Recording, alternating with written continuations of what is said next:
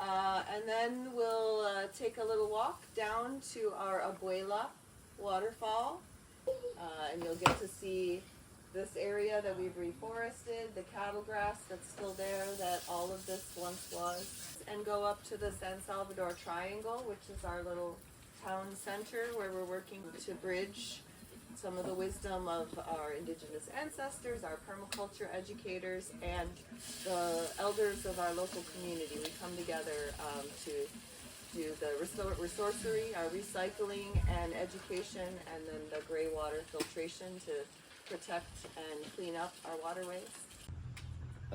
This is a reciprocal roof structure, meaning obviously that everything from these 10 poles supports the entire structure on its own. It's just weight on top of weight on top of weight to create this very strong structure up there. We cut the bamboo, we harvested the bamboo, we cured the bamboo. We are under a pyramid, it's above the fire. This is a very sacred temple. Obviously we have a lot of energy here, food, generosity, sharing with the world, sharing with ourselves, and receiving of the abundance of the planet also. Amazing, right? Crazy, right? Allow fascination, sorry. Allow. The PC is manifestation somehow. Yes. This is very recently because we didn't have this and we were getting wet the bridge. And yes, this is also cured bamboo that we harvest and we bring here. We use bases of hardwoods. In this case, we use manu, that is a hardwood, very rare wood as well. And we bury those woods, and in the top of the wood we start putting bamboo so it doesn't get rotten and stay dry. Yeah, beautiful.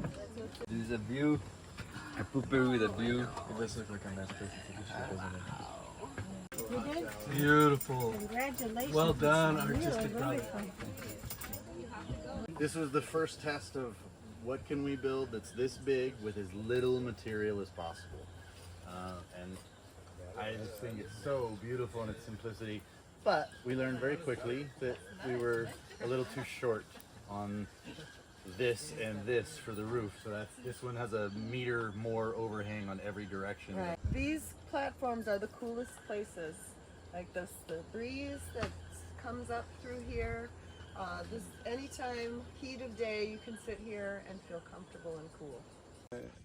So we decided to create a small recycling space for the restaurant and the shop that's next door.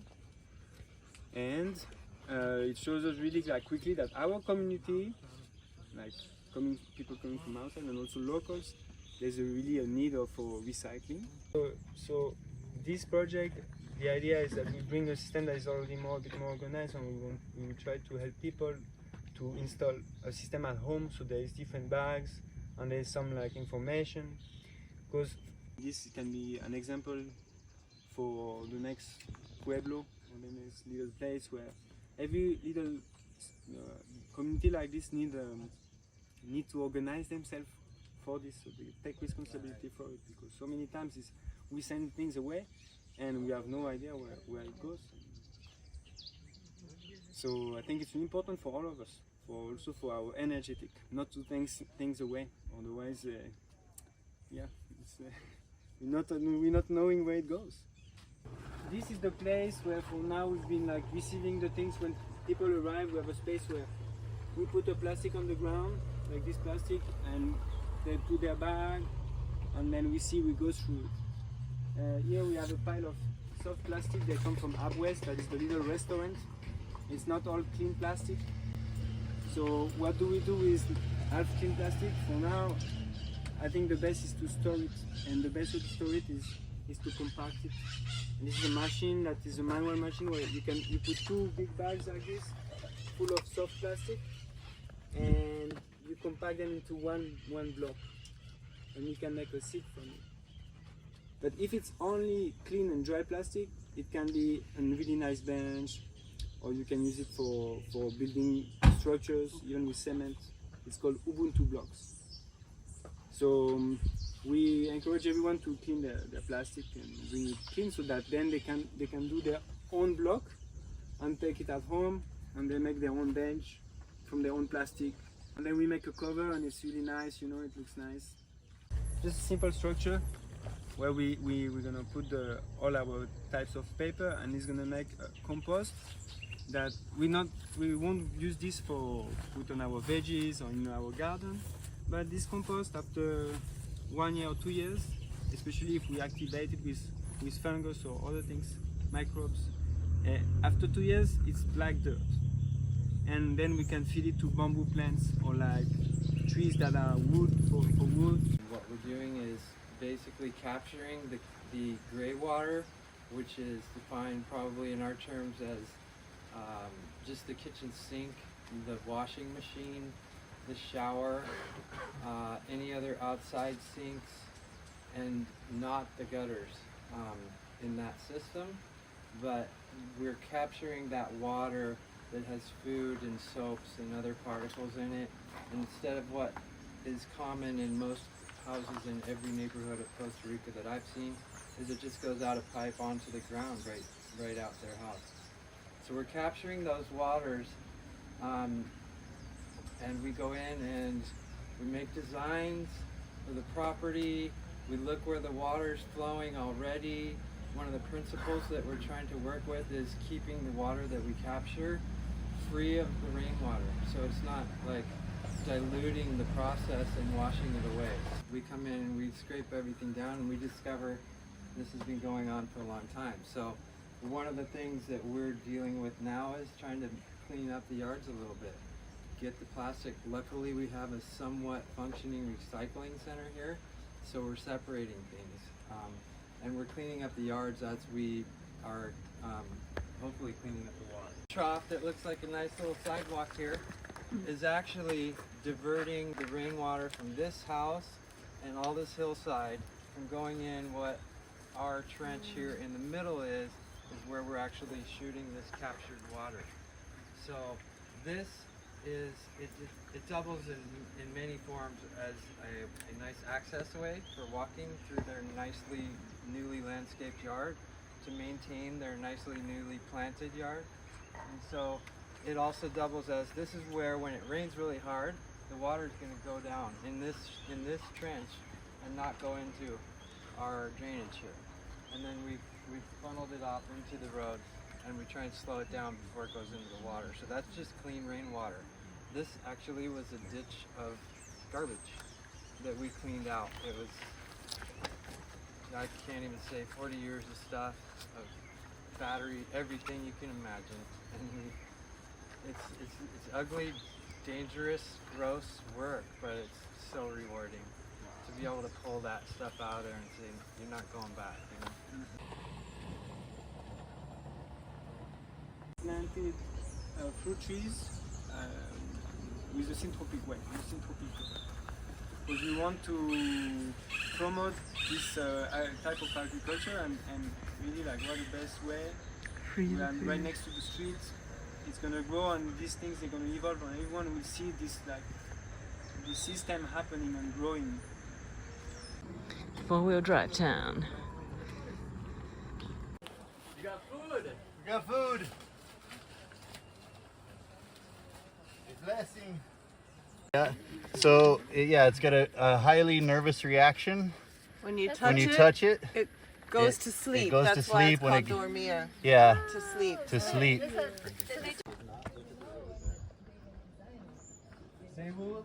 Yes. Perfect. Japanese flute. Look, okay, now look at this. This is gonna.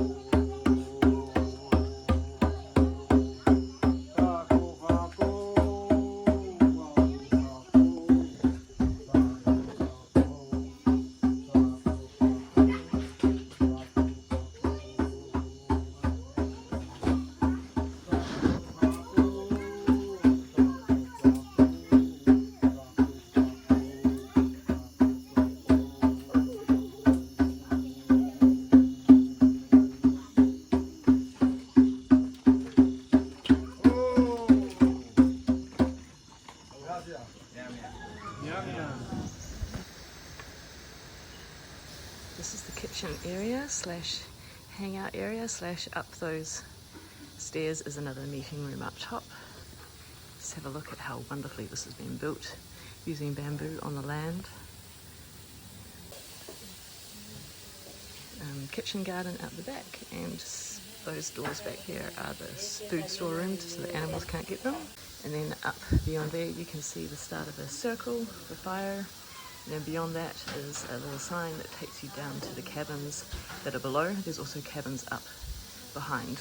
Also, you can walk around in bare feet here, so I'm so excited. I'm running around in bare feet. I love it.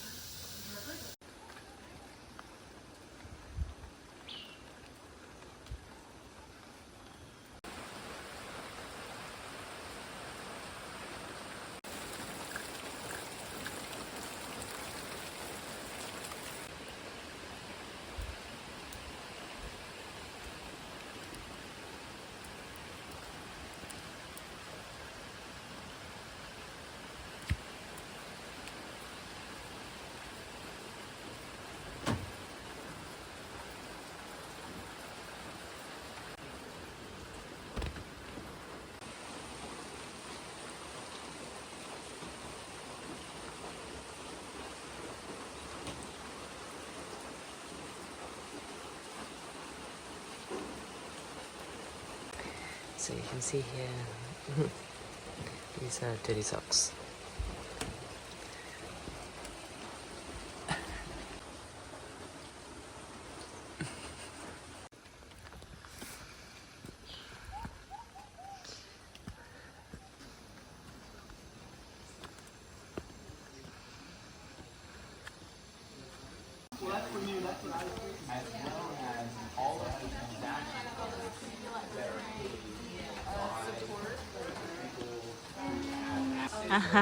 What's that? Coconut. Oh, that's a coconut. Coconut.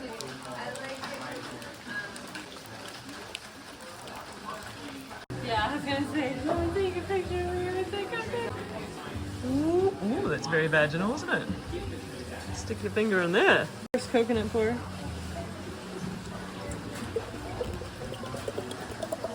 Yep. Whoa, whoa. All right. A little bit of offering coconut water to the floor.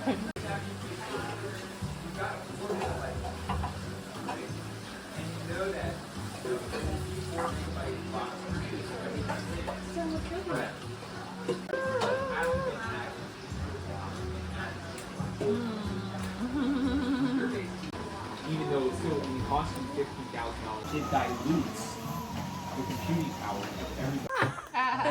And you can eat the seeds as well. You can. How do you can eat the boil seeds? them. You can boil them and then eat them directly, or roast them and eat them, or wow. after boiling, or boil them and make like pesto kind of, or yeah, they're very Jackfruit. jackfruit. Who's Jack? If the video could have smell-o-vision. So it's kind of like a carcass, but it's a fruit. And what I've learned is that you have to search inside for the fruit pockets, the flesh pockets. And there are like all these strings that aren't what you're looking for. These aren't what you're eating. You have to pull these out to find the hidden gems of here we go. Here's one. Right? Golden gem. Yeah, and then you have to pull it out. Right? And cut off any parts that aren't the main flesh body and kind of open it. And then the seeds kind of got like a membrane around it. And so you have to pop the seed out of the membrane. You can eat the seeds. I cut the membrane out. And then you just have all of this jackfruit flesh right here that you can eat.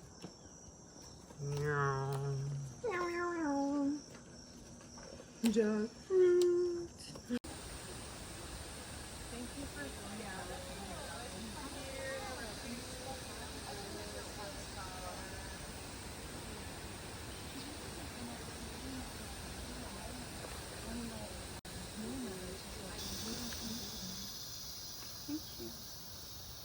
Ooh.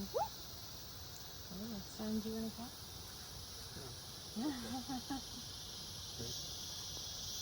Aw, look at the heart. It's such a pretty, like, orange red. Yeah.